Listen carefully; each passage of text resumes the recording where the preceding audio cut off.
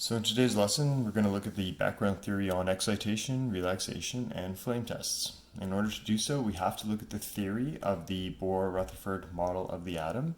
And to do so, I've created a diagram of the Bohr-Rutherford model of the atom. So we'll start in the center. This circle represents the nucleus.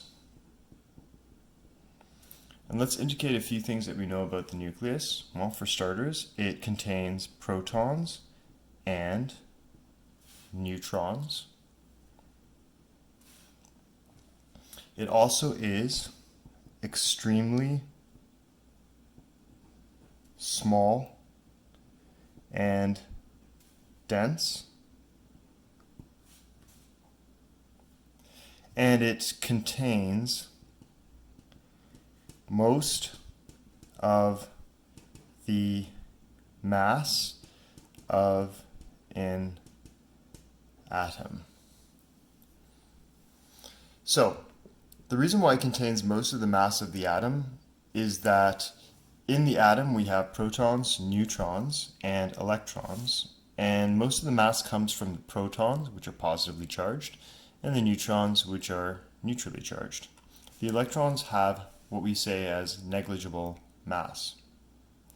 So our nucleus is right here in the center, and then just outside the nucleus we have what we call the first energy level. So this is right here is the first energy level. And in this first energy level, we have electrons that are orbiting the nucleus, right? And this first energy level is the energy level that is closest to the nucleus. So this is the closest electrons will get to orbiting the nucleus. They cannot get any closer. And what we say about these electrons is because this is the closest they can get to the nucleus, these electrons have the lowest and what we call as potential energy.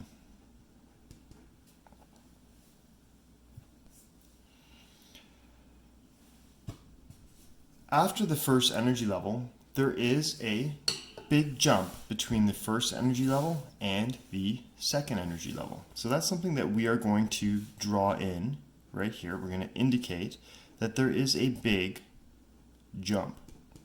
This may not be something you have seen in past curriculum, but this is something that we're definitely going to want to cover this year. So between the first energy level and the second energy level, we have a big jump. And so therefore, if this is the lowest potential energy that an electron can have, so this is the lowest energy the electron can have, as it gets further away from the nucleus, it has more energy or more potential energy.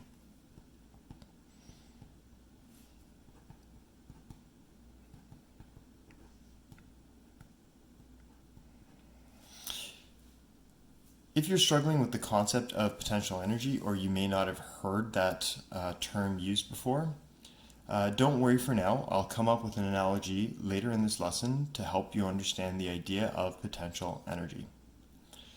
So, second energy level is right here, and then obviously the third energy level is right after that, and I'm sure you can guess that the third energy level has more potential energy than the second energy level and more potential energy than the first energy level. There are more energy levels as well, right, after this, but some of them are actually, and the reason why they're dotted here is we say that these are what we call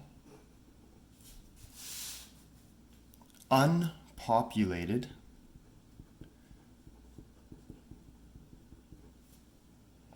energy levels.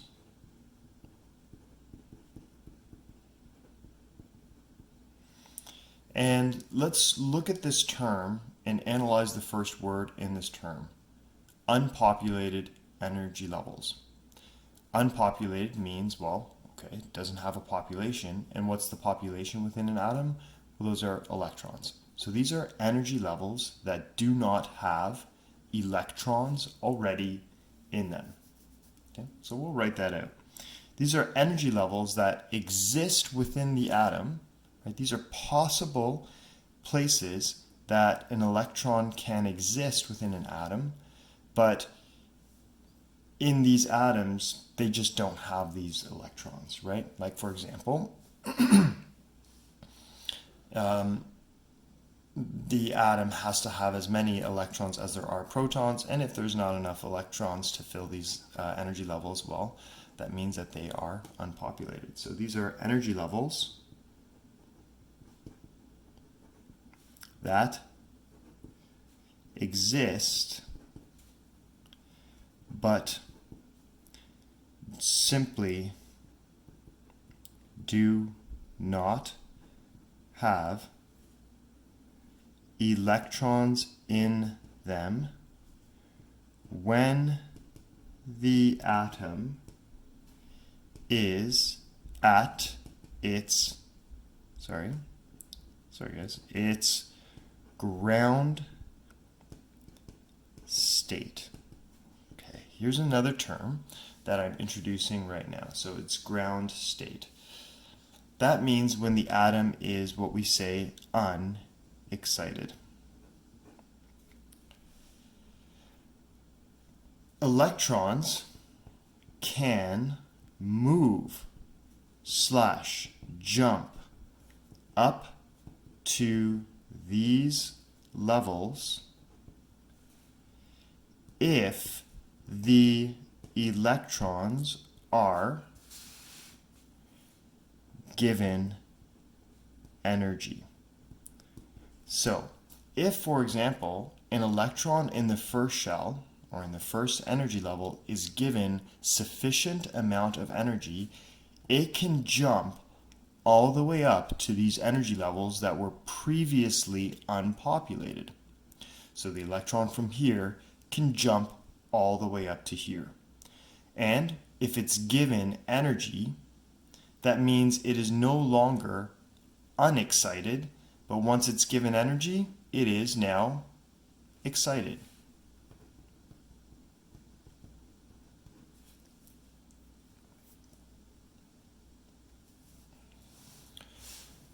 Between all these energy levels, we have empty space.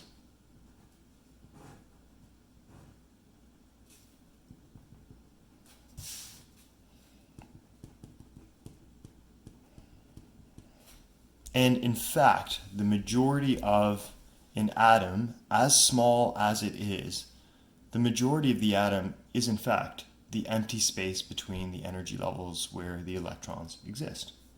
So, no electrons can exist in these empty spaces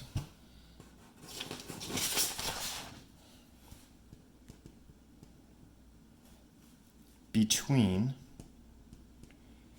energy levels. Okay. So let's just take a quick second to review. Here we have the nucleus. And the nucleus has protons, which are positively charged, and neutrons, which are neutrally charged, which means that they don't have any charge. The nucleus is extremely small and dense, and it contains most of the mass of the atom. Electrons can exist on these energy levels, and the electrons are negatively charged, and they obviously feel an attraction between them and the nucleus, which is positive. In this first energy level, they have what we say as the lowest potential energy, because that is the closest it can get to the positively charged protons. So that is the lowest potential energy. If this electron absorbs energy, it can jump up to higher levels.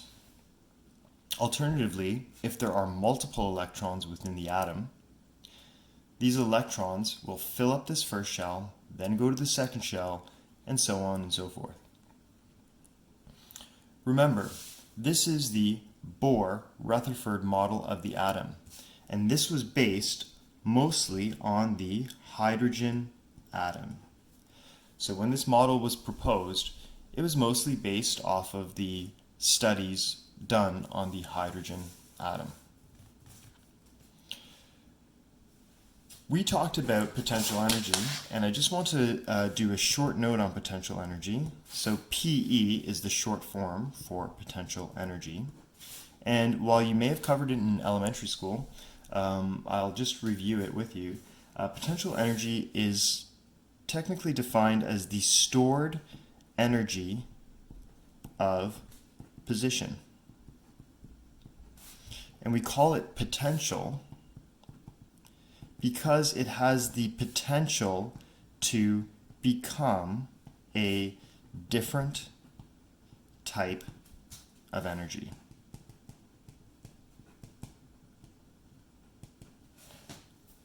So, as the electrons go from low energy to high energy, they gain energy to get up to these higher energy levels. They can also fall back down. One of the more classic ways of describing this is using a staircase analogy. So, an individual is on the first stair of a staircase. And take a look, that first step of the staircase is quite tall. And subsequent steps get smaller and smaller, just as we saw in the atom. So in this analogy, the person is the electron. And this first level that they're on is the first energy level. And that is the lowest place they can be within the atom, right? Just like the electrons, the first energy level, that's the lowest place it can be within the atom. How does a person get up to the next stair step? Well, if you wanted to climb a stair step, you would need energy. So the person has to absorb energy to be able to make that climb. And that first jump is a big one and would require a lot of energy, right? So that's your first energy level. This would be your second energy level. And the stairs represent, these stairs are the energy levels. If the individual absorbs enough energy, that individual won't just jump up to the first stair. That individual could jump all the way up to other stairs where there previously were no electrons.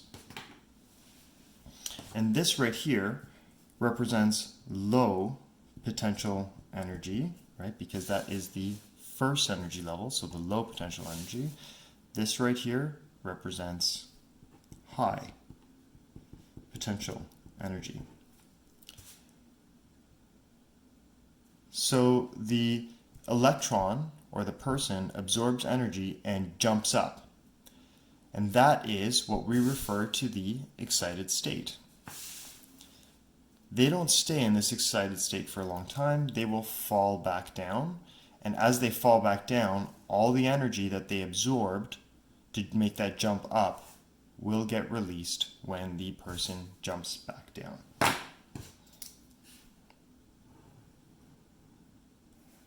So the person will absorb energy to jump up and then release energy to jump back down.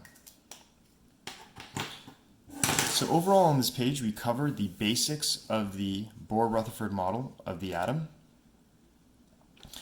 And we also looked at just an analogy to help you explain what happens during the process of an electron getting excited and an electron being unexcited.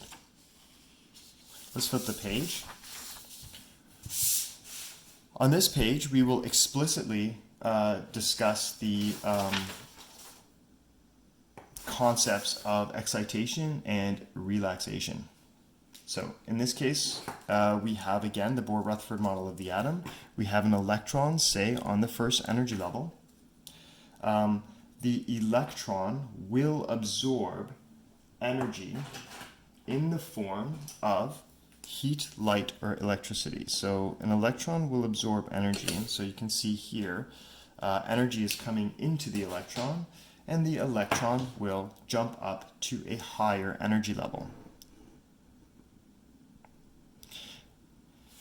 The amount it jumps up is dependent on the amount of energy that it absorbs. So this is gained energy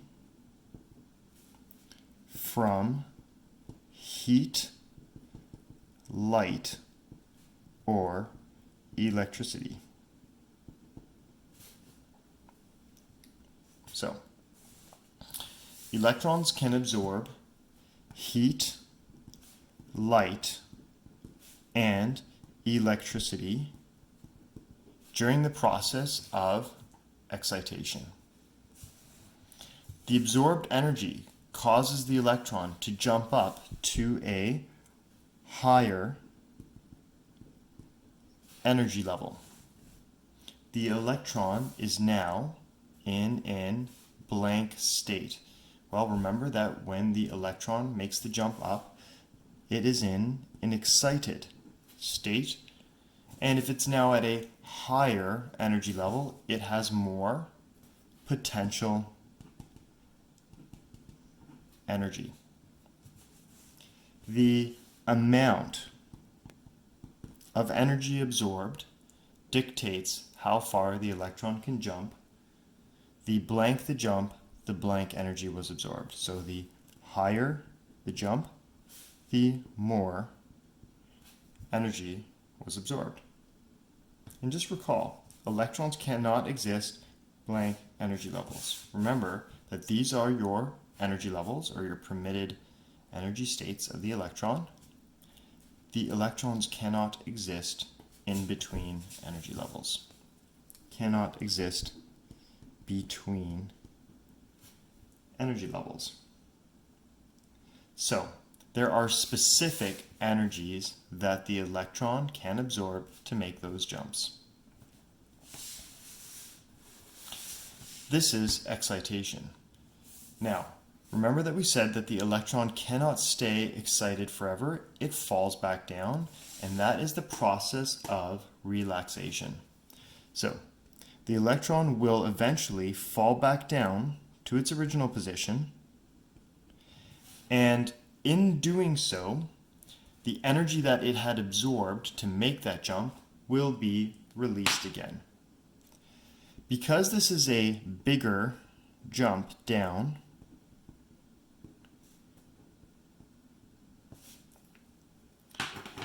this would release energy in the form of violet light, or light that is on the violet end of the visible spectrum. So remember that we said that potential energy is energy that can become other types of energy. Well, when the electron gains that potential energy to go up to this higher energy level, that potential energy becomes violet light energy when it falls back down. In this case, I have said that it's violet light because there's quite a lot of energy being released. And what you may remember from studying light, violet light has more energy than, say, for example, red light. So what I would like to show you is, so I'll say violet light released. If, though, for example, we had an electron that had jumped up to this level right here and then only fell back down over here. That's a pretty small jump, right? And because that's a small jump, that actually is going to release red light. Because that is a small fall back down. So let's take a look at the bullet points beneath that describe the process of relaxation. Electrons do not stay in an excited state. Eventually, they fall back down to lower energy levels.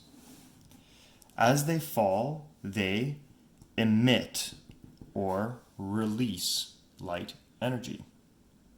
The larger the fall, the more energy is released. There are two equations that help us describe this, right? Which is this equation right here.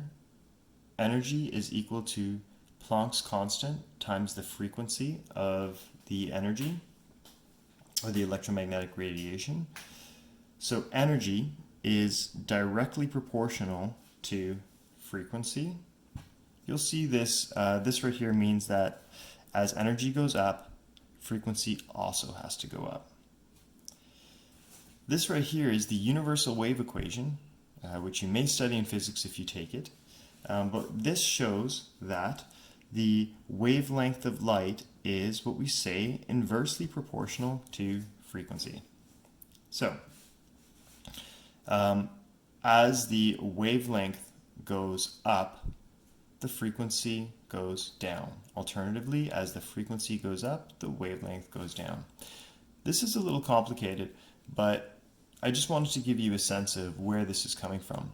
You don't necessarily need to know this. What I would expect you to know right here is this.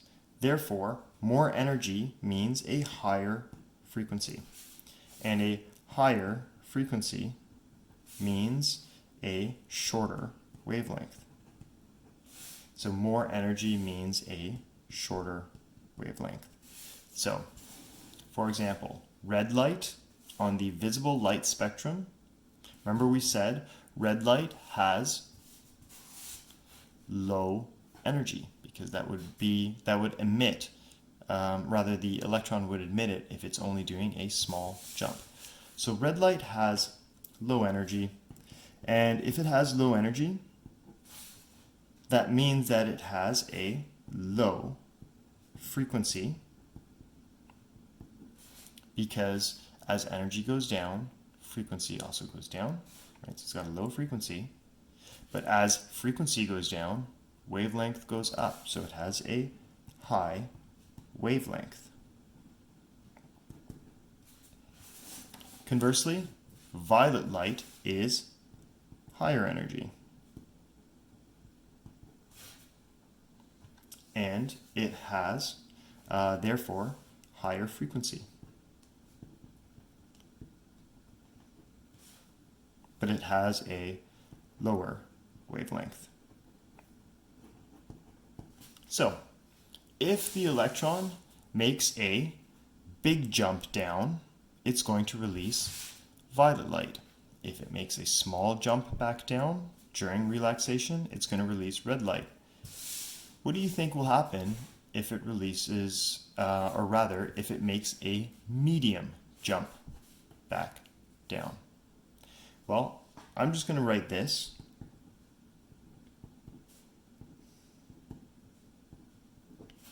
And I want you to think about that for yourself. Okay, thank you for watching.